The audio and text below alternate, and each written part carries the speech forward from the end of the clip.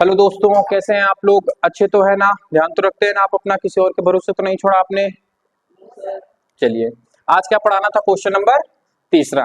Question number तीसरा हमसे कह रहा है कि एबीसीडी एक आयत है जिसमें पी क्यू आर एस क्रमशः भुजा A B B C C D और डी ए के मध्य बिंदु है। दर्शाइए कि पी क्यू आर एस एक क्या है? समचतुर्भुज है। अच्छा, समचतुर्भुज की कंडीशन क्या होती है मुझे ये बताओ पहले तुम लोग। ना ना ना ना ना, चारों भुजाएं बराबर होती है, कोण लंबवत नहीं होता है। मतलब हमें क्या सिद्ध करना है? पी क्यू बराबर है, पी क्यू बराबर है क्यू आर के और आर एस और एस पी। मतलब हमें चारों भुजाएं क्या करनी है? बराबर सिद्ध करनी है। इस प्रकार के मैंने दो क्वेश्चन किए हैं। हमें जब इस प्रकार के क्वेश्चन करने होते तो हम लोग क्या करते हैं? अपने आप से सबसे पहले इसके विकर्ण खींच लेते हैं। क्या खींच लेते हैं? विकर्ण, या फिर खींच लिया हम लोगों ने। चलो, इतना करने के बाद अब हम लोग क्या करते हैं? थोड़ा सा यहाँ पे दिमाग लगाते हैं। दिमाग क्या लगाते हैं? हमने मध्य बिंदु प्रमेय पढ़ी हुई है, प्लस प्रमेय 8.8 और 8.9 पढ़ी हुई है। 8.8 प्रमेय क्या कहती है जरा मुझे बताएगा कोई? किसी को याद है? प्रमेय 8.8 क्या कहती है? प्रमेय 8.8 ये कहती है, क्या कहती है राशि? कि जब किसी त्रिभुज के किसी दो रेखाओं के मध्य बिंदु को आपस में मिला दिया जाता है तो तीसरी भुजा की क्या हो जाती है? वो पैरेलल हो जाती है, समांतर हो जाती है कि नहीं हो जाती? मध्य बिंदु प्रमेय क्या कहती है? अगर किसी त्रिभुज के किन्हीं दो रेखाओं के मध्य बिंदु को आपस में मिलाया जाए तो तीसरी रेखा के आधा होता है। ये भी आपको पता होगा। मध्य बिंदु प्रमेय यही कहती है कि नहीं कहती है? और जस्ट इसी का उल्टा एक प्रमेय 8.9 है। प्रमेय 8.8 के उल्टा क्या है? प्रमेय 8.9 क्या कहती है? यदि कोई त्रिभुज की आ, एक भुजा के मध्य बिंदु से रेखा खींची जाती है जो तीसरी भुजा के क्या होती है? आपके समांतर होती है, तो वो रेखा कहां पे प्रतिच्छेद करेगी? आपकी दूसरी भुजा के मध्य बिंदु पे करेगी। समझो, अच्छा जल्दी समझा देते हैं। कहने का मतलब ये है कि यदि कोई, देखो प्रमेय 8.8 समझा रहे हैं पहले। 8.8 क्या है? कि कोई एक रेखा, किसी एक त्रिभुज की कोई एक रेखा के मध्य बिंदु से अगर कोई रेखा खींची जाती है और तीसरी रेखा के वो पैरेलल है, तो अगर वो कहा जो दूसरी रेखा पे मिलेगी जाके, वो कहां पे मिलेगी? मध्य बिंदु पे मिलेगी। ठीक है, मैं किताब की रटी रटाई नहीं है आपको समझा रहा हूं। और प्रमेय 8 पॉइंट, अच्छा ये 8.9 का मैंने बताया। 8 प्रमेय 8.8 क्या कहती है? प्रमेय 8.8 ये कहती है कि किसी त्रिभुज की किन्हीं दो रेखाओं के मध्य बिंदु को जब हम आपस में मिलाते हैं तो तीसरी रेखा की क्या हो जाती है? समांतर हो जाती है। इसी प्रकार से मध्य बिंदु प्रमेय हमसे ये कहती है कि यदि किसी त्रिभुज की किन्हीं दो रेखाओं के मध्य बिंदु को आपस में मिलाते हैं तो तीसरी रेखा की क्या हो जाती है? हाफ हो जाती है, आधी हो जाती है। तीसरी रेखा की आधी हो जाती है, इतना तो आपको पता है। अब उसी से हम लोग इसको सॉल्व करेंगे। ठीक है, कैसे समझना, समझो पहले। अगर हम ऐसा करें कि त्रिभुज, आप गौर से देखना, मैं अगर त्रिभुज ए बी डी की बात करूं, या फिर ए बी डी पहले छोड़ो, ए सी बी की बात करूं, तो आओ इसको पहले अलग बना लेते हैं। ए, मान लो ये सी है आपका, ये ए है, ये सी है, ये डी है, हमने अलग बना लिया। इसका मध्य बिंदु एस है भाई, एडी का मध्य बिंदु क्या है? एस, और बीसी का मध्य बिंदु क्या है? आर। जब इसको हम ऐसे करके ऐसे मिला देते हैं तो अब एक बात बताओ, किन्हीं दो रेखाओं के मध्य बिंदु को जब कोई तीसरी रेखा मिलाती है, या किसी त्रिभुज के किन्हीं दो रेखाओं के मध्य बिंदु को जब आपस में मिलाती है तो तीसरी रेखा समांतर हो जाती है कि नहीं हो जाती? तो हम ये कह सकते हैं कि नहीं कह सकते? यहाँ पे क्या कह सकते हैं कि आपका एस आर समांतर होगा किसके? एसी के समांतर होगा कि नहीं होगा? किस प्रमेय से होगा? तो प्रमेय 8.8 से हो जाएगा। हो जाएगा कि नहीं हो जाएगा? यहाँ पे आप प्रमेय भी लिख सकते हो। ठीक है, कि मध्य बिंदु को आप किसी त्रिभुज के या फिर मध्य बिंदु को मिलाने वाली रेखा तीसरे के समांतर होती है, तीसरी भुजा के समांतर होती है, शॉर्टकट में लिख सकते हो। अब यहीं पे एस आर जो होगी वो हाफ होगी किसके? एसी के। ये कौन सी प्रमेय आपकी कहती है? मध्य बिंदु प्रमेय कहती है। क्या कहती है? मध्य बिंदु प्रमेय बोलती है कि नहीं बोलती है? इतना हमने सिद्ध कर दिया। किस चित्र से? चित्र 1 से सिद्ध किया हमने। ठीक है, अब हम बात करते हैं चित्र 2 की, चित्र सेकंड की। अब चित्र सेकंड भी हम लोग ड्रॉ करते हैं, कौन वाला चित्र, ये वाला, ऐसे ऐसे ऐसे ही तो जाएगा। ये ए है, ये बी है, ये सी है कि नहीं।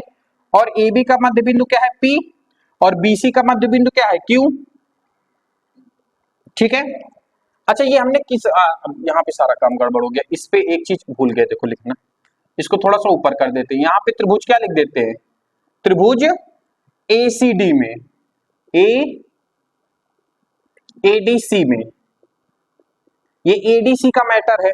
अब चित्र सेकंड में, ये कौन सा चित्र है हमारे, चित्र सेकंड में त्रिभुज, इसमें कौन सा यूज कर रहे हैं हम लोग, एबीसी, एबीसी में। अब बात गौर से समझना, अच्छे से समझो। एक बात हमें बताओ, क्या एसी पीक्यू के समांतर है, या फिर आप कह सकते हैं कि पीक्यू समांतर होगी किसके, एसी के। किस प्रमेय से समांतर होगी ये, तो प्रमेय 8.8 से होगी कि नहीं होगी, कि नहीं होगी, पक्का होगी। चलो अब यहीं पे हम PQ हाफ होगी एसी, एसी की कौन सी, तो मध्य बिंदु प्रमेय होगी कि नहीं होगी, मध्य बिंदु प्रमेय कि नहीं होगी, बिल्कुल होगी। दो चीजें जब हमने सिद्ध कर दिया, अब इसको समीकरण 1 डाल लो, इसके समीकरण 2 डाल लो। अब समीकरण 1 व 2 से, और इसको समीकरण, देखो अच्छा ऐसा करो, समीकरण इसको डालो 1, इसको डालो 2, इसको डालो 3, इसको डालो 4, समझते जाना गौर से। अब समीकरण 1 व 2 से तुलना कराने पर, समीकरण 1 व 3 की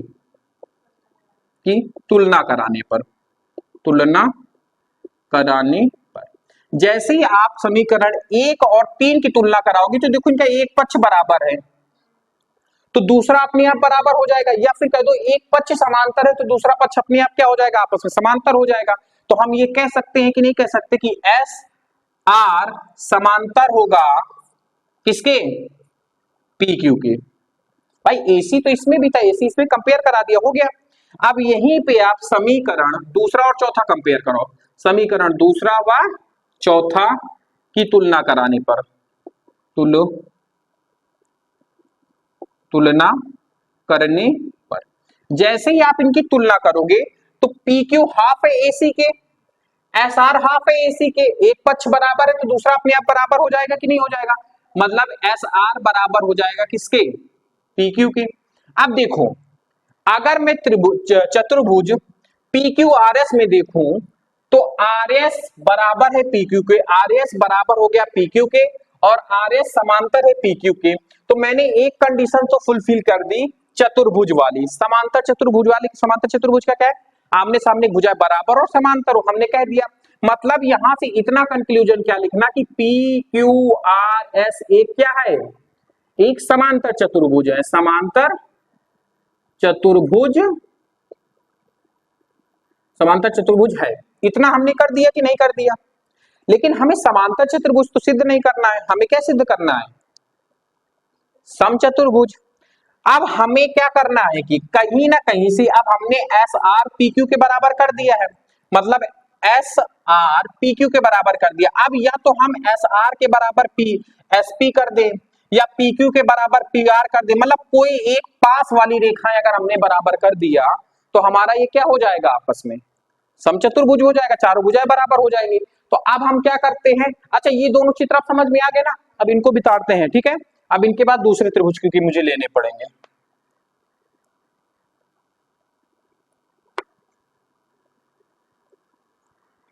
अच्छा उससे पहले छोटी सी चीज, एक बात और समझ लो, इतना समझ में आया आपको, समझो ये क्या है, एक आयत है, आयत के विकर्ण आपस में बराबर होते हैं कि नहीं होते हैं, तो हम यहां पे क्या लिखेंगे, आयत के विकर्ण आपस में क्या होते हैं, बराबर होते हैं, बराबर होते हैं, बराबर होते हैं कि नहीं होते। मतलब हम कह सकते हैं कि AC, भाई एक विकर्ण क्या है, AC किसके बराबर हो जाएगा, BD के, हो जाएगा कि नहीं हो जाएगा, बस इतना हमने जान लिया। चलो अब इसके बाद सॉल्व करते हैं। अब आप देखना ये वाला त्रिभुज कौन सा, बी सी डी, देखो त्रिभुज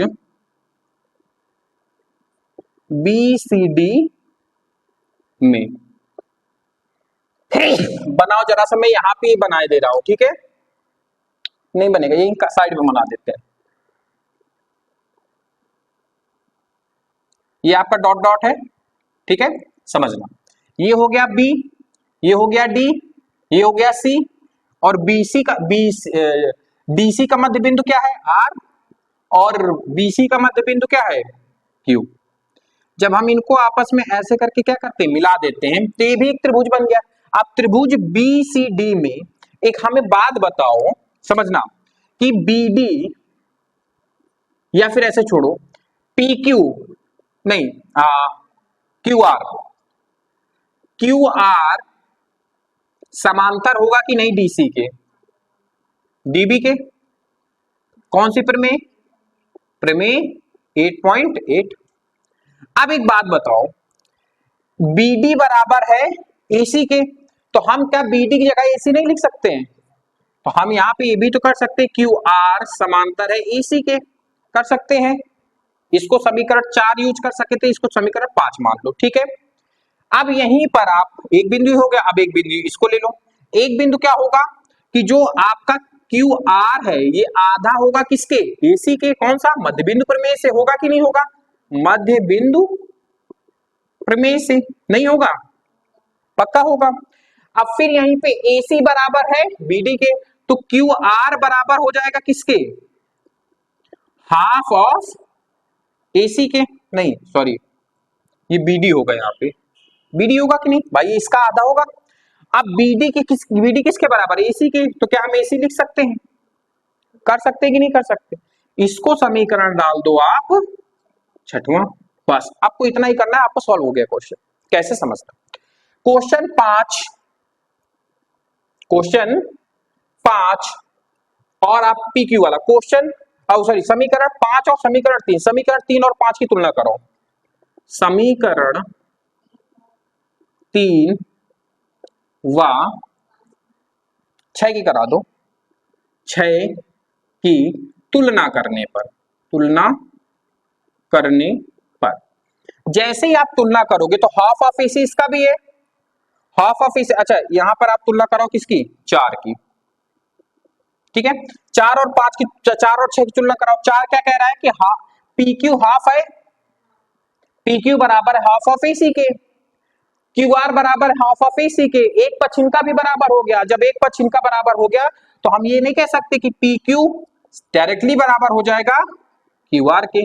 और देखो PQ आपका ये है, PQ ये है, और QR आपका ये है, आपस में ये दोनों पास पास बराबर हो गए, आमने सामने के हमने ऑलरेडी बराबर कर दिया था। मतलब ओवरऑल एक हिसाब से देखा जाए तो अगर आप डालना भी चाहें तो इसको समीकरण डाल दें A, इसको समीकरण डाल दें B।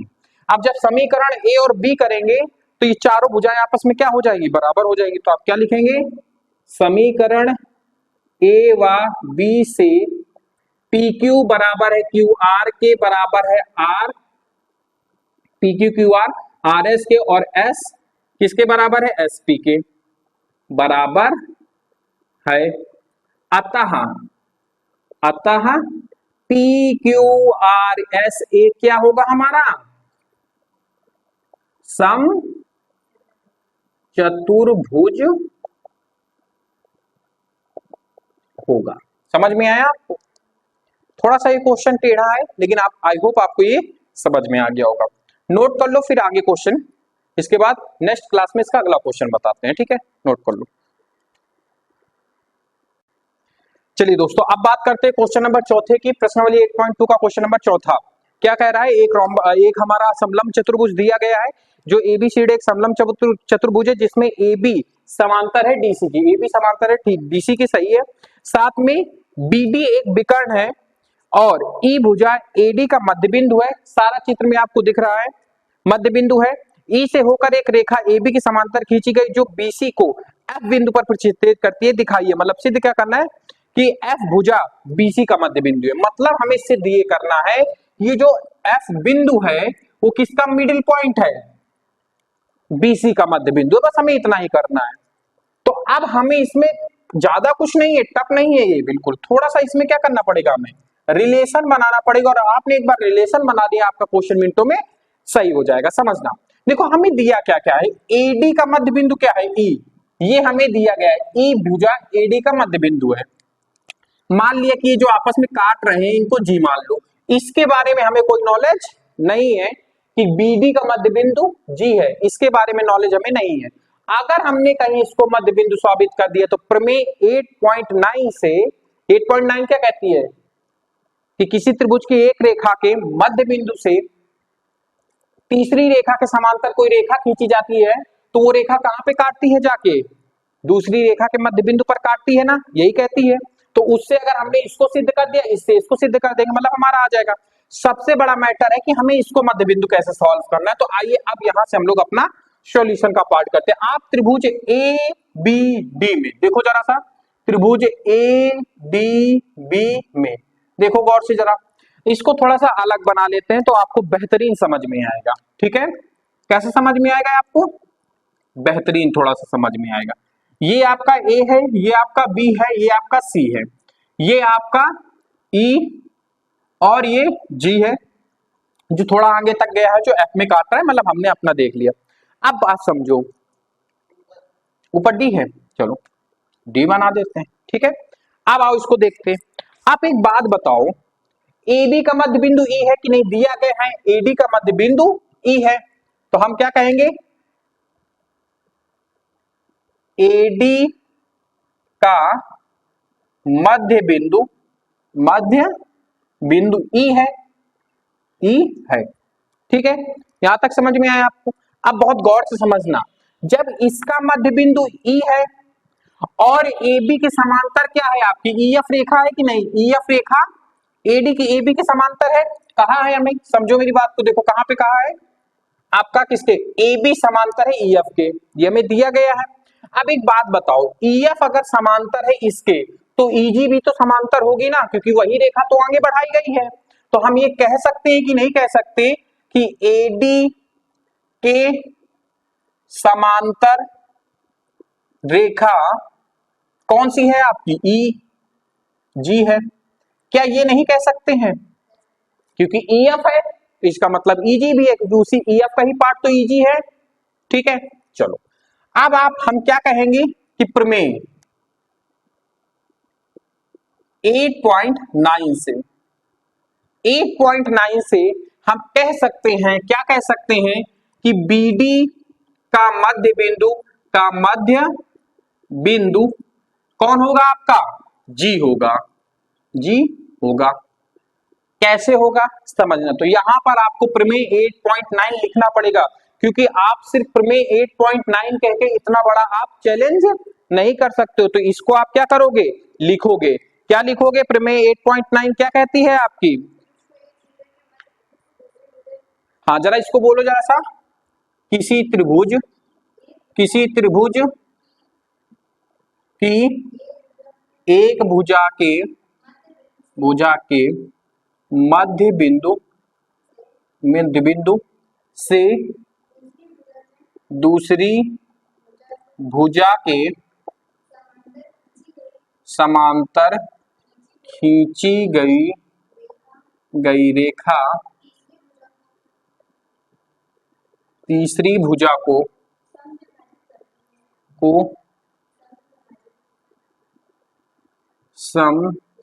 समद्विभाजित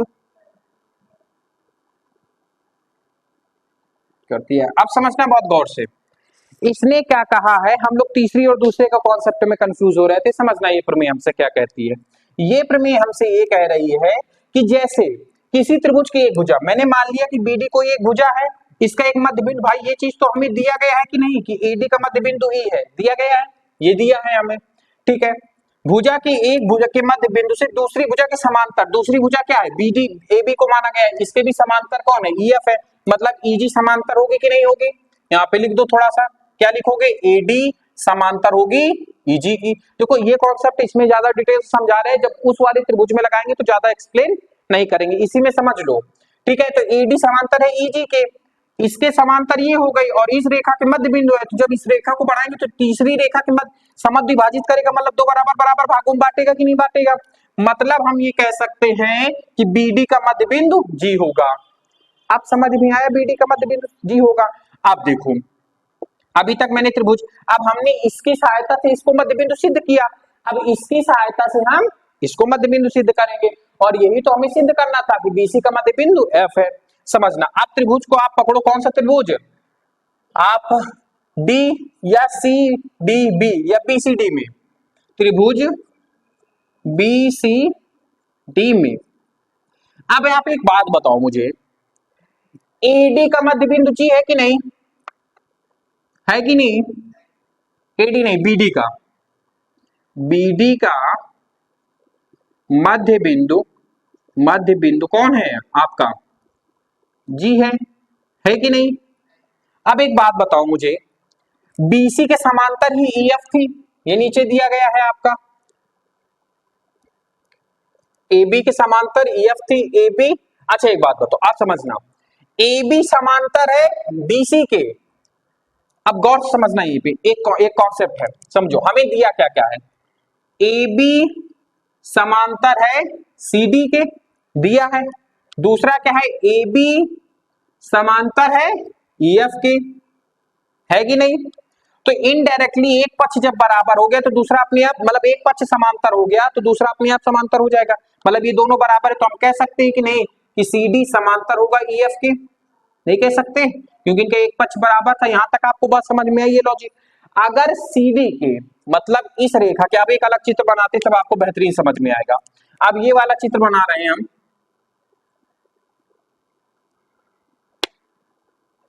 कुछ इस प्रकार से चित्र है, डी सी बी, ये रेखा ऐसे गई है, जो आपका ये जी बिंदु है और ये आपका एफ बिंदु है, ठीक है। ज्यादा वो लग रहा है क्या, चलो समझ लो आप केवल। अब ये रेखा किसके समांतर है, ईजी के समांतर हो जाएगी कि नहीं हो जाएगी, कहां से, यहां से।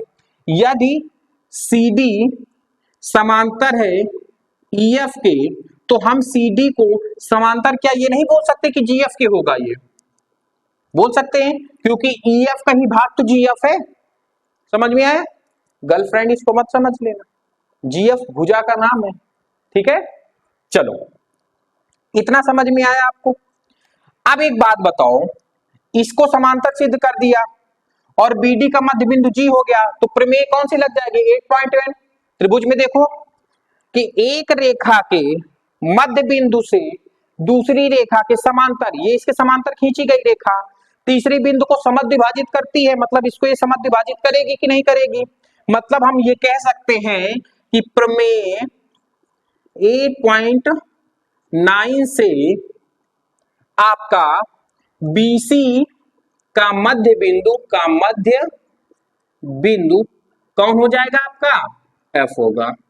अब ज्यादा यहाँ पे एक्सप्लेन नहीं करेंगे, आपको यही लिखना पड़ेगा यहाँ पर फिर से प्रमेय 8 पॉइंट, और ये अपने आप आपकी क्या हो जाएगी, सिद्ध साबित हो जाएगी। तो यही आपका क्वेश्चन नंबर 4 था, ज्यादा बड़ा नहीं था, समझाने में टाइम लगा है केवल, लेकिन इसमें ज्यादा कुछ करना नहीं है आपको। प्रमेय 8.9 या ये प्रमेय अगर आपको आती है तो क्वेश्चन सॉल्व हो जाएगा। समझ में आया आपको, चलो धन्यवाद, कर लो इसको, फिर आगे देखते हैं, करो फटाक से। चलिए दोस्तों, अब बात करते हैं क्वेश्चन नंबर, प्रश्नावली 8.2 के क्वेश्चन नंबर 5वें की। क्या कह रहा है, सबसे पहले इसको पढ़ते हैं फिर क्वेश्चन सॉल्व करते हैं। क्वेश्चन हमसे कह रहा है कि एबीसीडी नहीं, समांतर चतुर्भुज एबीसीडी में ई और एफ क्रमशः भुजाओं एबी और सीडी के मध्य बिंदु हैं, जैसा चित्र 8.22 में दर्शाया गया। दिखाइए कि रेखाखंड एएफ और बीसी विकर्ण बीडी को त्रिविभाजित करते हैं। अच्छा, त्रिविभाजित करने का मतलब समझते हो आप लोग, 3 बराबर बराबर भागों में बांटते हैं, मतलब ये बराबर भाग इसके है, ये बराबर, मतलब ये तीनों जितने आपको खंड दिख रहे हैं विकर्ण के, ये तीनों आपस में क्या है, बराबर है। तो इनको हमें क्या सिद्ध करना है, बराबर सिद्ध करना है। आइए चलिए देखते हैं, फिर बात करते हैं। चलिए, आपको अगर इनको बराबर सिद्ध करना है तो कहीं ना कहीं हमें त्रिभुज का सहारा लेना पड़ेगा कि नहीं लेना पड़ेगा, बिना त्रिभुज के तो ये सॉल्व होने से नहीं रहा। अच्छा एक बात बताओ मुझे, दिया क्या क्या है, दिया है हमें एबीसीडी एक समांतर चतुर्भुज है, मतलब ये एक दूसरे के समांतर है। समझना अब गौर से, अगर मैं कह दूं कि AB बराबर होगा CD के, होगा कि नहीं होगा? क्यों होगा? क्योंकि एक समांतर चतुर्भुज है और बराबर होने के साथ साथ ही ए बी समांतर होगी सी डी के, क्योंकि समांतर चतुर्भुज है, दोनों रेखा समांतर होंगी और बराबर होंगी। समांतर चतुर्भुज की कंडीशन यही तो है कि आमने सामने भुजा समांतर हो प्लस बराबर हो। चलिए, अच्छा अगर मैं इनका आधा आधा कर दूं दोनों तरफ, जैसे मैं दोनों को दोनों पक्षों में दो से भाग करने पर, दो से भाग करने पर समझते जाना। जैसे हम दो से भाग करेंगे तो ए बी बटे हो जाएगा दो, सी डी बटे हो जाएगा दो, ठीक इसी प्रकार से ए बी बटे दो हो जाएगा और सी डी बटे दो हो जाएगा। अब ए बी बटे दो का मतलब ए बी का आधा, ए बी का आधा कौन सा होगा? ए ई लिख सकते हैं कि नहीं लिख सकते? क्यों लिख सकते हैं? क्योंकि ए बी का मध्य बिंदु कौन सा है? ई दिया गया है। ई और एफ क्रमशः ए बी और सी डी के मध्य बिंदु हैं। अगर मध्य बिंदु है तो हम ये कह सकते हैं कि नहीं कह सकते हैं? एक मिनट, हम ये कह सकते हैं कि नहीं कह सकते हैं कि आपका ए बी का अगर आधा करना होगा, मतलब हम ये कह सकते हैं कि नहीं, समझना, ए बी बराबर होगा ए ई के प्लस ई बी के, होगा कि नहीं होगा? मतलब इसको और इसको आपस में जोड़ दे तो ए बी निकल के आएगा। या फिर हम सीधा सीधा ये भी तो कह सकते हैं कि यदि हम ए बी का आधा कर दें तो ये ए ई के बराबर होगा और ई बी के बराबर होगा, क्योंकि ये दोनों आपस में बराबर हैं। और अगर ए बी का आधा कर दें तो ये भी आपस में तीनों बराबर हो जाएंगे। अगर ए बी के आधे को ए ई लिख सकते हैं तो लिखो जरा ए ई, और ठीक काम हम यहां पर भी तो कर सकते हैं क्योंकि ए बी सी डी का मध्य बिंदु कौन है? एफ है कि नहीं है? और जब मध्य बिंदु होगा तो हम इसकी जगह सी डी के आधे की जगह क्या एफ सी नहीं लिख सकते हैं? बिल्कुल लिख सकते हैं। लिखते हैं जरा एफ सी या सी एफ लिख सकते हैं, जो भी लिखना है सी एफ लिख दिया। सेम काम हम यहां पर भी करेंगे, ए ई समांतर होगा सी एफ के, कर दिया। अब आप चतुर्भुज ए ई सी एफ में देखो, ये दोनों रेखाएं एक दूसरे के समांतर सिद्ध कर दी कि नहीं सिद्ध कर दी? ए ई बराबर एफ सी के, ए ई बराबर है एफ सी के और ए ई समांतर है सी एफ के। तो क्या हम यहां से ये नहीं कह सकते, समीकरण एक डाल दो, समीकरण एक से, समीकरण वन से हम ये नहीं कह सकते क्या ए ई सी एफ एक समांतर चतुर्भुज है? नहीं कह सकते? समांतर चतुर्भुज है, क्या नहीं कह सकते हैं? हम कह सकते हैं क्योंकि हमने आमने सामने की भुजा बराबर कर दी और क्या कर दिया? समांतर कर दिया। देखो, बराबर भी सिद्ध कर दी, समांतर सिद्ध कर दी। समांतर हमने बराबर ऐसे सिद्ध किया है। यहां तक समझ में आई बात? अब इसके आगे की बात करते हैं। जैसे ही हमने इन दोनों को समांतर सिद्ध किया तो अब हम त्रिभुज लेंगे। अब त्रिभुज कौन सा लेंगे? ए बी पी में, त्रिभुज ए बी पी में। अब बहुत गौर से समझना, इसको अलग बनाते तब आपको बेहतरीन समझ में आएगा। बनाओ जरा सा अलग इसको। ये आपका ए है, ये आपका बी है, ये आपका पी है, ठीक है। और इस ए बी का मध्य बिंदु क्या है? ई है कि नहीं है? और यहां पर कोई क्यू है, उसको अभी हम देखते हैं वो क्या है। अभी हमें कुछ नहीं पता, यही हमें सिद्ध करना है कि ये इस रेखा का मध्य बिंदु है, ठीक है। अब समझना, जब हमने इस पूरे चतुर्भुज को क्या सिद्ध कर दिया? समांतर चतुर्भुज सिद्ध कर दिया। मतलब आमने सामने की भुजा समांतर होंगी तो ये वाली भी एक दूसरे के समांतर होंगी कि नहीं होंगी? मतलब एपी किसके समांतर होगी? ये वाली रेखा, मतलब ये वाली रेखा किसके समांतर होगी? EQ के समांतर होगी कि नहीं होगी?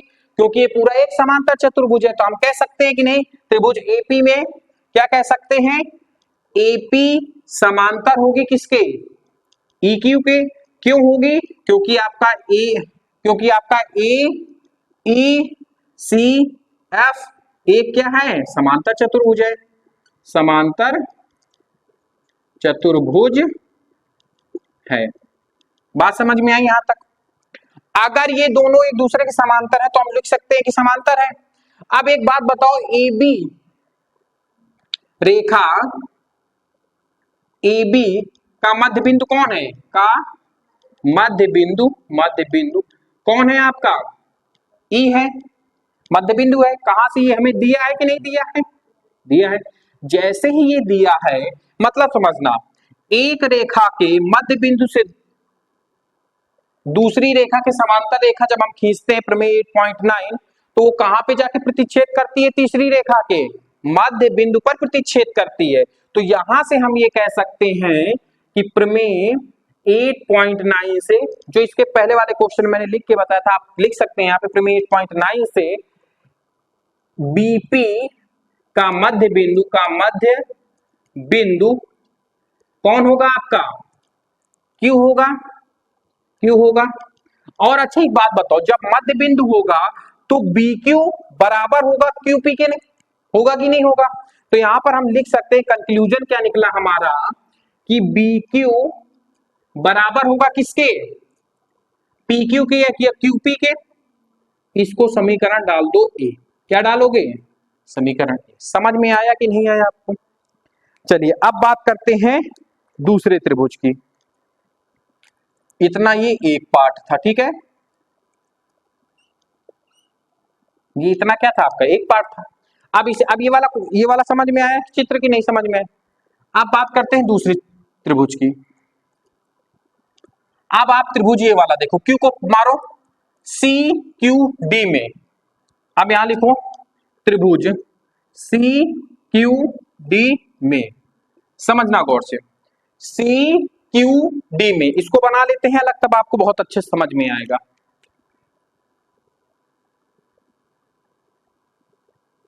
ये आपका क्यू हो गया, ये सी हो गया, ये डी हो गया, और इस सी डी का मध्य बिंदु क्या है? एफ। एफ ये कहां पे आपको? ये यहां पे पी पे कहीं पे काटेगा ऐसे, और ये है एफ। यही चित्र है। अब इसमें भी आप गौर से समझना। अच्छा ये बताओ, ये पूरा एक समांतर चतुर्भुज था कि नहीं था? तो एफ पी समांतर होगा क्यू सी के कि नहीं होगा? एफ पी समांतर होगा किसके? सी क्यू के। कहां के? कैसे? तो ए ई सी एफ एक समांतर चतुर्भुज है, एक समांतर चतुर्भुज है, चतुर्भुज है। क्या यहां तक बात समझ में आई? जैसे ही हमने इसको समांतर सिद्ध किया, अब एक बात बताओ, डीसी का एफ मध्य बिंदु है कि नहीं है? वहीं पे जैसे हमने उसमें किया था, रेखा सीडी का मध्य बिंदु कौन है? मध्य बिंदु आपका एफ है। कहां से? तो ये हमें दिया है कि नहीं दिया है? और जैसे ही आपका दिया है कि ये समांतर है, ये दोनों रेखाएं, और इसका एक मध्य बिंदु है, तो जब हम इसको पढ़ाएंगे प्रमेय 8.9 से, जैसा मैंने इसमें किया था सेम आपको वही काम इसमें भी करना है। प्रमेय 8.9 से हम ये कह सकते हैं कि नहीं कि QD का मध्य बिंदु P है, से हम कह सकते हैं QD का मध्य बिंदु कौन है आपका? P होगा। और जब P इसका मध्य बिंदु होगा, समझ में आ रहा है कि नहीं आ रहा? भाई त्रिभुज आपका ये है। अब इस त्रिभुज में कहा है कि CD का मध्य बिंदु F है, पहली कंडीशन। दूसरी कंडीशन ये कहा है कि आपका जो ये PF है, ये किसके समांतर है? CQ के। तो आप वो वाली प्रमेय 8.9 लगाएंगे। प्रमेय 8.9 क्या कहती है आपकी कि किसी त्रिभुज के एक रेखा के मध्य बिंदु से यदि कोई दूसरी रेखा खींची जाती है जो किसी दूसरी रेखा के समांतर हो, तो वो तीसरी भुजा के मध्य बिंदु पर प्रतिच्छेद करती है जाके। तो ये रेखा कहां पे प्रतिच्छेद करेगी? मध्य बिंदु। मध्य बिंदु का मतलब क्या होगा आपका? ये कि आपका QP बराबर हो जाएगा, मध्य बिंदु पर है, तो इसका कंक्लूजन क्या निकला? QP बराबर हो जाएगा किसके? QP बराबर हो जाएगा PD के। इसको समीकरण हम मानेंगे B, ठीक है। अब आपको कुछ नहीं करना, समीकरण 1 और B को देखो।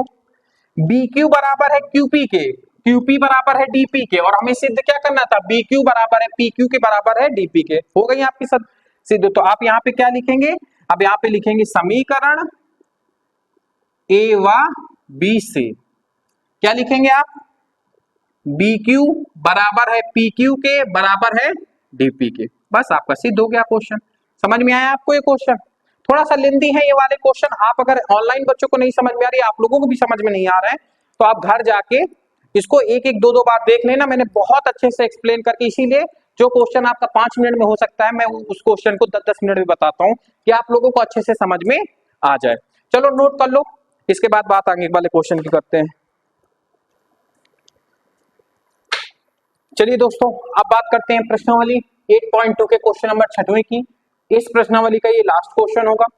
आइए क्वेश्चन क्या कहता है इसको पहले जानने की कोशिश करते हैं। क्वेश्चन कह रहा है कि एबीसीडी एक त्रिभुज है जिसका कोण सी समकोण है, मतलब ये वाला कोण समकोण है, मतलब उसने दिया है कि कोण सी क्या है 90 अंश है, तो हमें भी यहाँ पे लिख लेना है कोण सी क्या है आपका 90 अंश है। चलो इतना हमने कर लिया, ठीक है। चले आगे चलते हैं, देखते हैं।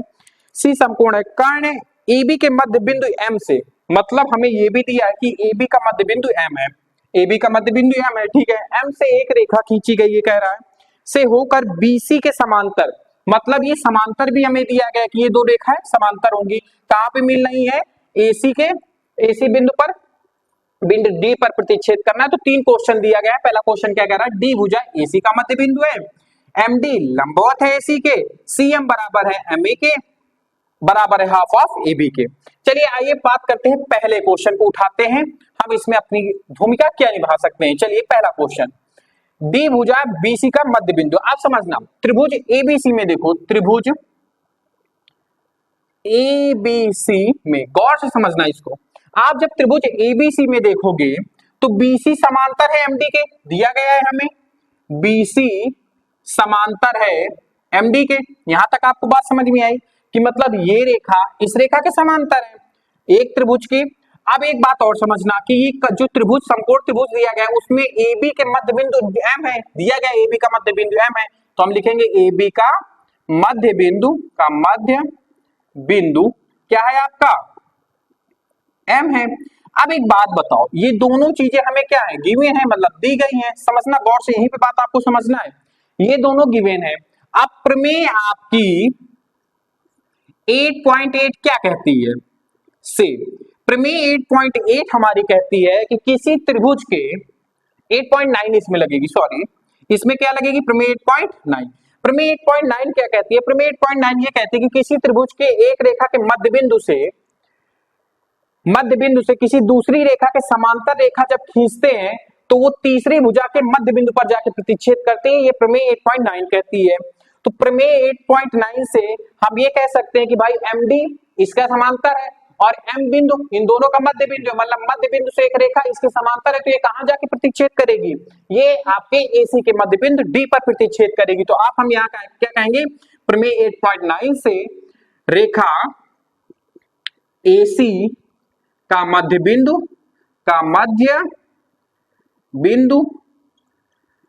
बिंदु कौन होगा, D होगा।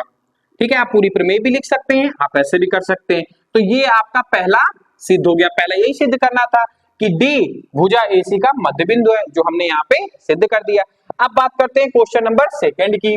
अब ये सेकंड क्या कह रहा है, सेकंड ये कह रहा है कि कोण M हमारा क्या है, MD लंबवत है AC पर, मतलब AC पर लंबवत कौन है, MD। लंबवत का मतलब क्या होता है, 90 डिग्री हमें ये कोण सिद्ध करना, चाहे इधर का सिद्ध कर दे चाहे उधर का सिद्ध कर दे। चलिए कोई बात नहीं, आइए अब इसको समझते हैं। अब एक बात बताओ, BC समांतर है MD के कि नहीं, या MD समांतर है BC के, ये कहां से है, तो ये हमें दिया है कि नहीं दिया है, ये आपको दिया गया है, समझे, ये आपको दिया गया है कि MD BC के समांतर है। ठीक है, अब जैसे ये समांतर है तो बात गौर से समझना आप, जैसी दो रेखाएं जब एक दूसरे के समांतर होती है तो इसमें प्रतिच्छेद कौन करेगी, DC प्रतिच्छेद करेगी, इसको D ले लो, इसको C ले लो। अब ये 90 अंश दिया गया है और ये कोण हम, अब एक बात बताओ, जब कोई दो रेखाएं समांतर होती हैं और किसी तीसरी रेखा जब कोई प्रतिच्छेद कर रही होती है तो एक ही ओर के कोण जो होते हैं हमें उन दोनों का योग क्या होता है, 180 अंश होता है। एक ही ओर के बने हुए कोण के क्या होते हैं, 180 अंश होते हैं। तो हम कह सकते हैं कि कोण BCD प्लस कोण MDC में, MDC बराबर कितने होंगे, संपूरक कोण होते हैं। किसी दो रेखाओं को जब कोई तीसरी रेखा काटती है तो एक ही ओर के बने हुए कोणों एक दूसरे के क्या होते हैं, संपूरक होते हैं, मतलब 180 अंश होते हैं। अब एक बात बताओ, BCD आपको 90 अंश दिया गया है, इसको अगर आप 90 अंश इसको करते हैं प्रस्थ एम डी सी बराबर 180 अंश, तो कोण एम डी सी 180 माइनस 90 मतलब फाइनली कितना होगा 90, और एम डी सी आपने कितना सिद्ध कर दिया 90। जैसे ही आपने एम डी सी अगर इसको 90 अंश सिद्ध कर दिया तो जाहिर सी बात है ऊपर वाला भी 90 अंश होगा। जब दोनों ओर के कोण 90 अंश है तो जाहिर सी बात है कि जो एमडी है वो रेखा एसी पर कैसी गिर रही है, लंबवत गिर रही है, और यही हमें सिद्ध करना था। तो हम कह सकते हैं कि एमडी समांतर होगी एसी के। ये लीजिए आपका दूसरा पार्ट भी यहां से क्या होता है कंप्लीट होता है। अब बात करते हैं क्वेश्चन नंबर सब क्वेश्चन तीसरे की। क्या कह रहा है, सीएम बराबर होगा एम ए के बराबर होगा हाफ ऑफ ए बी। अब समझना आपकी ये ए बी रेखा है, ये एम ए को मध्य बिंदु प्रतिच्छेद करती है, तो ये तो भैया हमें दिया गया है, कहां दिया गया है ए बी का मध्य बिंदु एम है, तो मतलब ए बी को अगर आधा कर दे तो एम ए के बराबर हो जाएगी कि नहीं, तो ये तो हमें दिया है, तो हम ये कह सकते हैं कि एम ए आधा होगा ए बी का, कहां से ये हमें दिया है, इसको तो हमें छेड़खानी ही नहीं करनी है, भूल जाओ इसको। अब बात करते हैं सीएम बराबर होगी एम ए के। आइए इसको देखते हैं। भाई सीएम हमारे पास कोई रेखा नहीं है, सीएम हमारे पास कोई रेखा है क्या, नहीं है, हम काल्पनिक रेखा की बात कर रहे हैं, तो हम यहाँ पे क्या करेंगे एज्यूम करेंगे, कल्पना करेंगे कि यहाँ पे एक रेखा कोई है, तो आओ इसको हम कल्पना कर लेते हैं। ऐसे हमने कल्पना कर लिया। आप जैसे ही कल्पना करेंगे तो यहाँ पर आप देखना दो त्रिभुज ड्रॉ हो रहे हैं, आपके ड्रॉ हो रहे हैं कि नहीं हो रहे हैं, कौन कौन सा त्रिभुज, एक आपका ये वाला त्रिभुज बन रहा है, एक आपका ये वाला त्रिभुज बन रहा है। तो आइए दोनों त्रिभुज से हम इन दोनों को बराबर कैसे सर्वांशम सिद्ध कर देंगे दोनों त्रिभुज को, तो अपने आप भुजाएं बराबर हो जाएंगी। चलिए आइए देखते हैं, करते हैं। देखो जरा सा, तो हम किस चीज की बात करेंगे, आप यहाँ पे अच्छा ये तो क्वेश्चन ही है, देखो त्रिभुज, इस त्रिभुज की बात करते हैं, ये वाले त्रिभुज की, ठीक है। तो एम डी सी त्रिभुज एम डी सी में, त्रिभुज एम डी सी तथा त्रिभुज ऊपर वाले की एम डी ए में, एम डी ए में, बहुत गौर से समझना आप। अब एक बात बताओ, ये दोनों का मध्य मिडिल पॉइंट हमने सिद्ध किया था ना, किया था पहले वाले में डी, तो ये भुजा इसके बराबर होगी कि नहीं होगी, तो हम कह सकते हैं कि आपकी सी डी भुजा किसके बराबर हो जाएगी, एडी भुजा के बराबर हो जाएगी। ये हमारी क्या हो गई साइड, कहां से हम सिद्ध कर चुके हैं, इसको सिद्ध कर चुके हैं। अब हमने सिद्ध कर दिया। अब एक बात बताओ, इन दोनों त्रिभुजों में एक भुजा कॉमन आ रही है, कौन सी, एमडी भुजा कॉमन है, तो हम क्या लिख सकते हैं, एमडी बराबर होगी एमडी के, कहां से, तो ये उभयनिष्ठ है, उभयनिष्ठ भुजा से। क्या यहां तक आपको बात समझ में आई। अब एक बात और गौर से समझना, ये कोण हम दोनों 90 अंश सिद्ध कर चुके हैं कि नहीं, तो एम डी सी कोण एम डी सी बराबर होगा कोण किसके, एम डी ए के, एम डी ए के, कहां से, ये 90 अंश होगा, हम सिद्ध कर चुके हैं। और जैसे ही हम सिद्ध कर चुके हैं तो आपने देखो ये साइड है, ये भी साइड हो गई, ये एंगल हो गया, तो ये दोनों त्रिभुज किस प्रमेय से एक दूसरे के सर्वांशम हो गए, तो ये त्रिभुज हमारे त्रिभुज एम डी सी सर्वांशम हो गए हमारे किस त्रिभुज से, किस प्रमेय से, एम डी ए सर्वांशम सिद्ध हो गए आपस में प्रमेय, या फिर आप ऐसे कर सकते हो साइड एंगल साइड प्रमेय से।